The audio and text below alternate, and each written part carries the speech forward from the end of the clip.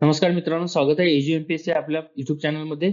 आणि मी संतोष कोळी. आज आपण 8 फेब्रुवारी 2026च्या चालू घडामोडीचे प्रश्न आणि उत्तर पाहणार आहोत. चला तर सुरू करूया. त्यापूर्वी आपण चॅनलवर नवीन असाल तर चॅनल सबस्क्राईब करायला विसरू नका आणि व्हिडिओ आवडल्यास लाईक आणि शेअर नक्की करा. चला तर सुरू करूया. मित्रांनो, आजचा आपला पहिला प्रश्न पाहूया. नुकतेच कोणत्या राज्याने ऑपरेशन शस्त्र हे चालू केलेले आहे? आणि त्याची योग्य उत्तर आहे मित्रांनो पर्याय क्रमांक 2, दिल्ली. आता आपण विस्तृत अशी माहिती पाहूया याची. तर मित्रांनो, हे ऑपरेशन शस्त्र काय आहे आणि कोणी चालू केलेले आहे? तर दिल्ली पोलिसांनी ऑपरेशन शस्त्र हे चालू केलेले आहे. आणि त्याचा उद्देश बघूया आपण. आता त्याचा उद्देश काय आहे? तर समाज माध्यमांवर पिस्तूल, चाकू सारखे फोटो, व्हिडिओ टाकून दहशत माजवणाऱ्या तरुण पिढीला लगाम लावण्यासाठी दिल्ली पोलिसांनी एक मोहीम हाती घेतली आणि त्याचे नाव आहे ऑपरेशन शस्त्र. चला तर पुढचा प्रश्न पाहूया. प्रश्न क्रमांक 2 पाहूया. ग्लोबल फायर पॉवर इंडेक्स मध्ये भारताचे कितवे स्थान आहे? आणि याचे योग्य उत्तर आहे पर्याय क्रमांक 4. मित्रांनो, नुकतेच ग्लोबल फायर पॉवर इंडेक्स हा प्रकाशित झाला आहे आणि 2025 नुसार भारत जगातील 4थी सर्वात शक्तिशाली लष्करी शक्ती आहे. आणि ह्याच्यामध्ये अव्वल स्थान कोणाचं आहे? तर अमेरिका पहिल्या आणि रशिया दुसऱ्या आणि चीन हे अनुक्रमाने 3ऱ्या क्रमांकावर आहे.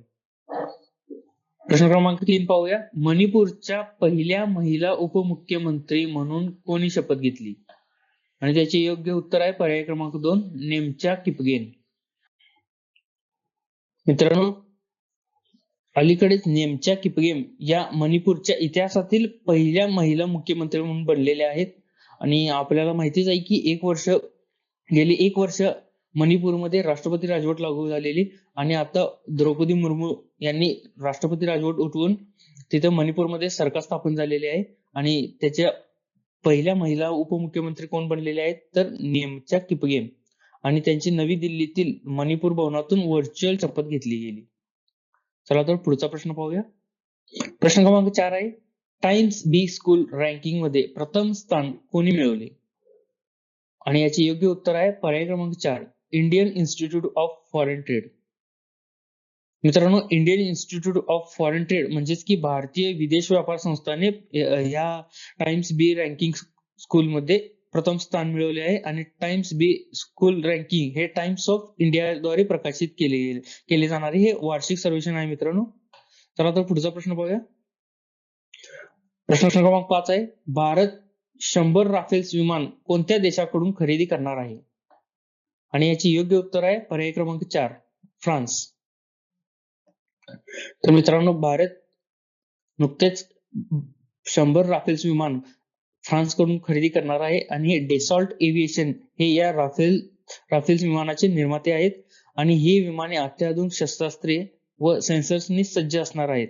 आणि भारतीय हवाई दलाची ताकद वाढवण्यासाठी ह्या राफेल विमानांचा मोलाचा वाटा असणार आहे. चला तर पुढचा प्रश्न पाहूया. प्रश्न क्रमांक 6 आहे. केंद्र सरकारने कोणत्या वर्षापर्यंत भारताला कुपोषण मुक्त करण्याचे नवीन लक्ष्य ठरवलेले आहे? आणि याचे योग्य उत्तर आहे पर्याय क्रमांक 4, 2030 पर्यंत. मित्रांनो, केंद्र सरकारने ठरवलेल्या कुपोषण मुक्त करण्याच्या धोरणानुसार मुलांमधील अशक्तपणा, खुजेपणा आणि कमी वजन असणे तसेच महिलांमधील अॅनिमिया दूर करण्यावर भर दिला जाणार आहे. आणि पोषण अभियान 2.0 या योजनेअंतर्गत कुपोषण मुक्त भारत करणार आहे. आणि याचे लक्ष्य कधीपर्यंत ठेवले आहे? तर याचे लक्ष्य 2030 पर्यंत ठेवलेले आहे. चला तर पुढचा प्रश्न पाहू. मित्रांनो, 7वा प्रश्न आहे. देशात पहिल्यांदाच कोणत्या राज्याने ज्येष्ठ नागरिकांसाठी स्वतंत्र ज्येष्ठ नागरिक बजेट सादर केले आहे? आणि त्याचे योग्य उत्तर आहे पर्याय क्रमांक 1, केरळ. मित्रांनो, याबाबत आपण आता अधिक माहिती जाणून घेऊया. मित्रांनो, परीक्षेच्या दृष्टिकोनातून हा खूप महत्वाचा प्रश्न आहे. केरळ राज्याने पहिल्यांदाच ज्येष्ठ नागरिकांसाठी स्वतंत्र असे बजेट सादर केलेले आहे. आणि केरळ हे प्रथम असे राज्य आहे की ज्येष्ठ नागरिकांसाठी असे एखादे स्वतंत्र बजेट सादर केलेले आहे. आणि याचा उद्देश काय मित्रांनो? तर वाढती वृद्ध लोकसंख्या लक्षात घेऊन आरोग्य, पेन्शन आणि सामाजिक सुरक्षेवर लक्ष केंद्रित करणे हे या बजेट मागचं मुख्य उद्देश आहे. आणि अर्थमंत्री के.एन. बालगोपाल यांनी 2026-27 या आर्थिक वर्षासाठी सादर केलेल्या अर्थसंकल्पात वृद्ध लोकसंख्येची काळजी घेण्यासाठी सुमारे किती तर 46,236.52 कोटी रुपयांची तरतूद ह्या बजेटमध्ये केलेली आहे. आणि हे बजेट फक्त आणि फक्त ज्येष्ठ नागरिकांसाठी असेल. आणि असं करणारे केरळ हे भारतातलं पहिले राज्य आहे. चला तर आपण आता पुढचा प्रश्न पाहूया. प्रश्न क्रमांक 8 पाहूया. ग्लोबल सॉफ्ट पॉवर इंडेक्स 2026 मध्ये भारत कितव्या क्रमांकावर आहे? आणि याचे योग्य उत्तर आहे पर्याय क्रमांक 4, 33. ग्लोबल सॉफ्ट पॉवर इंडेक्स मध्ये भारताचा कितवा क्रमांक आहे? तर तो 32वा क्रमांक आहे. आणि ब्रँड फायनान्सच्या या अहवालानुसार भारताचा स्कोअर किती राहिलेला आहे? तर तो आहे 48. आणि 2 स्थानांची घसरण यावर्षी झालेली आहे मित्रांनो.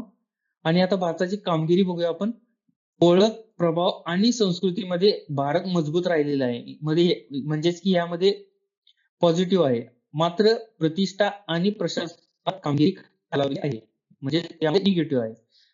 प्रभाव, ओळख आणि संस्कृतीमध्ये भारत पॉझिटिव्ह आणि प्रतिष्ठा, प्रशासनात कामगिरी यामध्ये निगेटिव्ह राहिलेला आहे. चला तर पुढचा प्रश्न पाहूया. प्रश्न क्रमांक 9 पाहू. भारताचे स्वतःचे स्पेस स्टेशन करण्याचे लक्ष्य कधीपर्यंत ठेवलेले आहे? आणि याचे योग्य उत्तर आहे पर्याय क्रमांक 4, 2035. मित्रांनो, 2035 पर्यंत स्वतःचे पूर्ण कार्यान्वित अंतराळ स्थानक म्हणजेच भारतीय अंतराळ स्टेशन BAS स्थापित करण्याचे लक्ष्य ठेवलेले आहे. आणि ते आहे 2035 पर्यंत. आणि याशिवाय भारताने 2040 पर्यंत चंद्रावर भारतीय अंतराळवीर उतरवण्याचेही उद्दिष्ट ठेवलेले आहे. तर मित्रांनो, 2035 पर्यंत भारतीय अंतराळ स्टेशन स्थापन करण्याचे उद्दिष्ट आहे. आणि 2040 पर्यंत चंद्रावर भारतीय अंतराळवीर उतरवण्याचे उद्दिष्ट आहे. 2035 आणि 2040 हे लक्षात ठेवा. चला तर पुढचा प्रश्न पाहूया. त्यापूर्वी आपण इस्रो या भारतीय अंतराळ संशोधन संस्था याबद्दल जाणून घेऊया. भारतीय अंतराळ संशोधन संस्था म्हणजेच की ISRO, Indian space research organisation ही भारताची राष्ट्रीय अंतराळ संस्था आहे मित्रांनो. आणि तिची स्थापना कधी झाली? तर तिची स्थापना 15 ऑगस्ट 1969 रोजी झाली. आणि इस्रोचे मुख्यालय कुठे आहे? तर इस्रोचे मुख्यालय आहे बेंगळुरू येथे. चला तर पुढचा प्रश्न पाहूया. आजचा आपला शेवटचा प्रश्न पाहूया. आशिया उत्पादन निर्देशांक 2026 मध्ये भारताचा कितवा क्रमांक आहे? आणि याचे योग्य उत्तर आहे मित्रांनो पर्याय क्रमांक 4, 8. तर मित्रांनो, आशिया उत्पादन निर्देशांकानुसार भारत गेल्या वर्षाप्रमाणेच म्हणजे याही वर्षी 6व्या स्थानावर आहे. मागील वर्षी देखील 6व्या स्थानावर होता. ज्यातून पायाभूत सुविधा आणि कर धोरणांमध्ये सुधारण्याची गरज अधोरेखित होते या आशिया उत्पादन निर्देशांक 2026 नुसार. आणि आशिया मॅन्युफॅक्चरिंग इंडेक्स म्हणजेच की AMI 2026 मध्ये भारत 11 आशियाई देशांपैकी कितव्या क्रमांकावर राहिलेला आहे? तर तो 6व्या क्रमांकावर राहिलेला आहे. तर मित्रांनो, हे होते आजचे आपले 8 फेब्रुवारी 2026 चे महत्वपूर्ण असे 10 चालू घडामोडीचे प्रश्न आणि उत्तर. आणि त्याची सविस्तर माहिती देखील आपण या व्हिडिओमध्ये कव्हर केलेली आहे. तर मित्रांनो, व्हिडिओ आवडल्यास लाईक आणि शेअर नक्की करा. आणि आपल्या मित्रांपर्यंत नक्की पोहोचवा. आणि चॅनलवर नवीन असाल तर चॅनल सबस्क्राईब करायला विसरू नका. असेच आपण दररोजचे चालू घडामोडीचे प्रश्न उत्तर आपण आपल्या चॅनलवर अपलोड करत राहू. धन्यवाद.